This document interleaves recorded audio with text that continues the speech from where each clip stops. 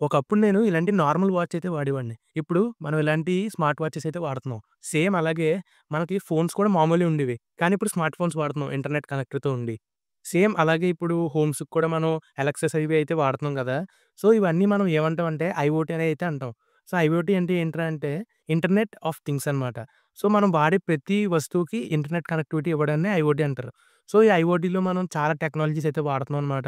Like edge computing, data science, machine learning and sensors ఇవన్నీ అయితే చాలా అయితే వాడతాం అనమాట. దీనికి ఈసీఈని, సీఎస్‌సి 2 అయితే హెల్ప్ అవుతాయి. ఆహ్, లైక్ వాళ్ళు యూజ్ చేసే టెక్నాలజీసు అండ్ ఈసీఈ వాళ్ళు యూజ్ చేసే టెక్నాలజీస్ ప్రతిదైతే ఇవి తయారు చేయడానికైతే ఉపయోగపడతాయన్నమాట. సో, ఇప్పుడు ఐఓటీ కూడా ఒక కోర్స్ అయితే ఉంది. అది కూడా చాలా బూమ్‌లో అయితే ఉంది. సో, ఇప్పుడు మనం తయారు చేసేవి ఇవన్నీ కూడా ఇంటర్నెట్ యాక్సెస్ ఇచ్చే ఇవన్నీ వస్తువులైతే తయారు చేస్తున్నారు. సో, ఐఓటీ అంటే మీకు ఒకవేళ కన్‌ఫ్యూజన్ ఉంటే మీకు ఈ రీల్‌తో ఒక చిన్న క్లారిటీ అయితే వచ్చుండుంటది. ఈ వాచెస్ ఎగ్జాంపుల్‌తో. సో, ఇంకా ఇలాంటి ఇన్ఫర్మేటివ్ వీడియోస్ కోసం మా పేజ్‌ని ఇప్పుడే ఫాలో అవ్వండి. అండ్ వచ్చే వీడియోలో అయితే మళ్ళీ కలుద్దాం.